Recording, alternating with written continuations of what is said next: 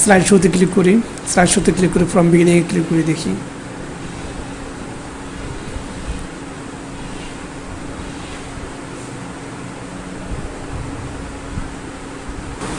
আসসালামু আলাইকুম রহমতুল্লাহ। ITvander-bd YouTube চ্যানেলে স্বাগত জানাচ্ছি। বন্ধুরা, আজকে আমরা পাওয়ারপয়েন্ট নিয়ে আলোচনা করব। মাইক্রোসফট পাওয়ারপয়েন্ট দিয়ে খুব সুন্দরভাবে প্রেজেন্টেশন তৈরি করা যায়। আজকে আমরা একটি নর্মাল প্রেজেন্টেশন তৈরি করে দেখাবো। আমরা প্রথমে মাইক্রোসফট পাওয়ারপয়েন্ট ওপেন করে নিচ্ছি। পাওয়ারপয়েন্ট ওপেন হলো। এবার আমরা ব্ল্যাঙ্ক প্রেজেন্টেশনে ক্লিক করব। ব্ল্যাঙ্ক প্রেজেন্টেশনে ক্লিক করার পর দেখুন ক্লিক টু অ্যাড টাইটেল এবং ক্লিক টু অ্যাড সাবটাইটেল নামে দুটি টেক্সট বক্স আমাদের সামনে প্রদর্শিত হচ্ছে। আমরা প্রথমটিতে ক্লিক করে লিখব MICROSOFT Microsoft POWER point PowerPoint 2016 লিখতে মাইক্রোসফট পাওয়ারপয়েন্ট 2016। সাবটাইটেল লিখতে পারি TEST test PRESENTATION presentation FR1 from ITvander-bd লিখলাম টেস্ট প্রেজেন্টেশন ফ্রম ITvander-bd। লেখার পর আমরা সাবটাইটেল দিয়ে সিলেক্ট করলাম।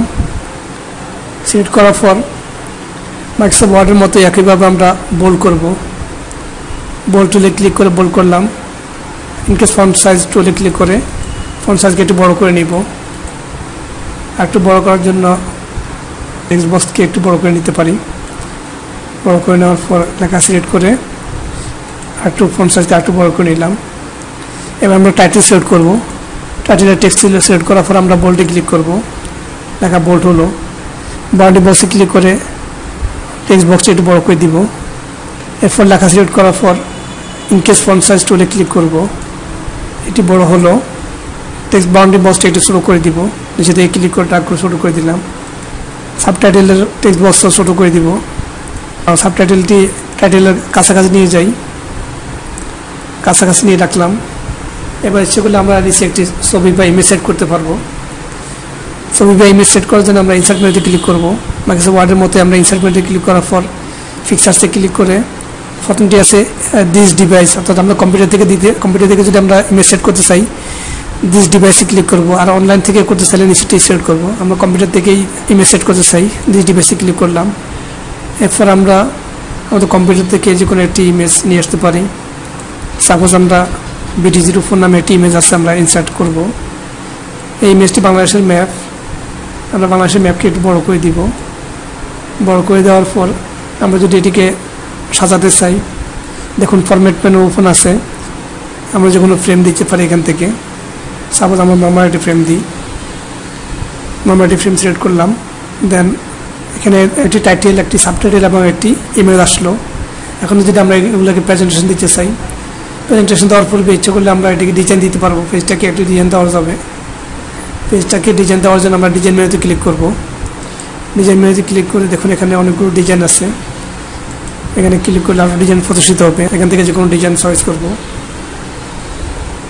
সাপোজ আমরা নর্মাল একটি ডিজাইন চয়েস করলাম।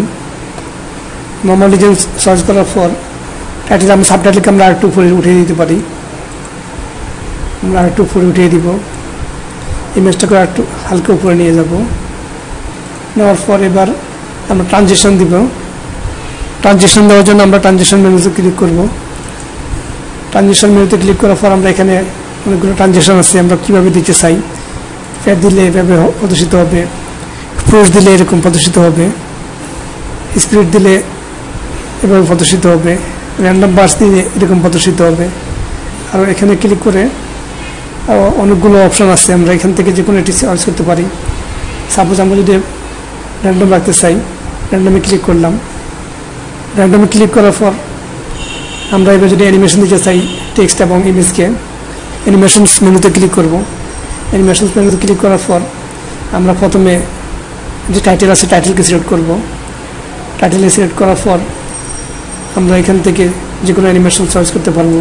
প্রথমটি আছে এফিআর, তারপর আছে ফ্যাড দিলে এরকম হবে, ফ্লাইং দিলে নিচে থেকে উপরের দিকে আসবে, প্লটিং দিলে হালকা করে নিচে থেকে উপরে উঠে আসবে, স্পিড দিলে এরকম প্রদর্শিত হবে। এখানে আরও অনেকগুলো অপশন আছে। আমরা জুম ইন দিলে ছোটো থেকে বড় হবে, গ্রো টার্ন দিলে এটি ঘুরবে, লেখাটি ঘুরে আসবে। র্যান্ডম বাস দিলে এরকম প্রদর্শিত হবে। সাপোজ আমরা জুম ইন দিলাম, প্রথমটি জুম ইন দিয়ে ডান দিকে দেখুন স্টার্ট যে অপশন আছে, স্টার্ট অপশনের পাশে কীভাবে স্টার্ট হবে, এটি অন ক্লিক মানে মাউস দিয়ে ক্লিক করলে এটি চালু হবে। আমরা ভাবছি না এটি অটোমেটিক আসবে প্রথমটির পরে। আমরা এখানে ক্লিক করে আফটার প্রিভিয়াসে ক্লিক করব। আফটার প্রিভিয়াসে ক্লিক করলে প্রথম ট্রানজেকশনের পরে এটি অটোমেটিক প্রদর্শিত হবে। তারপর ডিউরেশন এখানে 0.50 আছে, আমরা এটিকে বাড়িয়ে দিতে পারি, 1.50 করে দিলাম। ডিলে আছে 00, ডিলে আমরা 1 করে দিব, 1.00 করে দিলাম। এরপর সাবটাইটেল যেটি আছে সাবটাইটেল সিলেক্ট করব। সাবটাইটেল সিলেক্ট করার পর আমরা এটিকে অ্যানিমেশন দিব। সাপোজ আমরা শেপ সিলেক্ট করলাম, শেপ সিলেক্ট করার পর আবার স্টার্ট টুলে ক্লিক করে আফটার প্রিভিয়াসে ক্লিক করব। আফটার প্রিভিয়াসে ক্লিক করার পর ডিউরেশন আছে 2.00, আমরা হালকা একটু বাড়িয়ে দিব, 2.50 করে দিলাম। ডিলে আছে 00, ডিলে আমরা 1.00 করে দিব। এরপর আছে ইমেজ, আমরা ইমেজটি সিলেক্ট করব। ইমেজটি সিলেক্ট করার পর ইমেজটি কীভাবে অ্যানিমেশন হবে সেটি আমরা দেখিয়ে দিব। গ্রো টার্ন দিলে এভাবে প্রদর্শিত হবে, র্যান্ডম বাস দিলে এভাবে প্রদর্শিত হবে, বাউন্স দিলে এভাবে দেখাবে, বাউন্স হবে, ফালস দিলে এরকম দেখাবে, কালার ফালস দিলে এরকম দেখাবে। সাপোজ আমরা সুইবেল দিব, সুইবেল দিলে এরকম ঘুরে আসবে ইমেজটি। এখন যদি আমরা এটিকে রান করাই বা স্লাইড দিই, দেখুন স্লাইড শোতে আমরা ক্লিক করব। স্লাইড শোতে ক্লিক করার পর আমরা ফ্রম বিগিনিংস এখানে ক্লিক করব।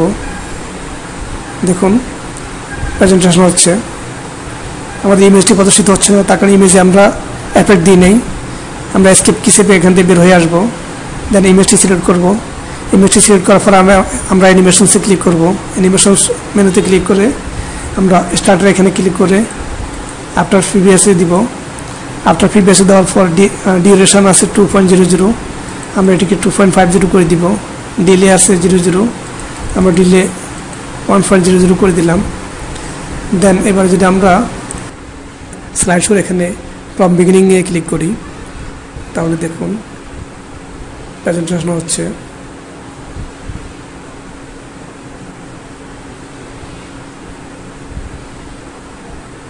এখন টাইটেল, সাবটাইটেল এবং ইমেজ সবগুলোই প্রদর্শিত হচ্ছে। এখন আমরা যদি এটি কালার করে দিতে চাই, লেখাগুলোকে যদি কালার করতে চাই, তাহলে লেখা সিলেক্ট করার পর হোমে ক্লিক করব। হোমে ক্লিক করার পর এখানে দেখুন মাইক্রোসফট ওয়ার্ডের মতো ফন্ট কালার করা যাবে। এখানে একটি উজ্জ্বল কালার দিই, হলুদ কালার দিলে একটু হাইলাইট হচ্ছে, হলুদ কালার দিচ্ছি। সাবটাইটেলটা অন্য একটি কালার দিব, অন্য একটি কালার দিলাম। এবার আমরা যদি স্লাইড শোতে ক্লিক করি, স্লাইড শোতে ক্লিক করে ফ্রম বিগিনিংয়ে ক্লিক করে দেখি, এবার মোটামুটি সুন্দর দেখা যাচ্ছে।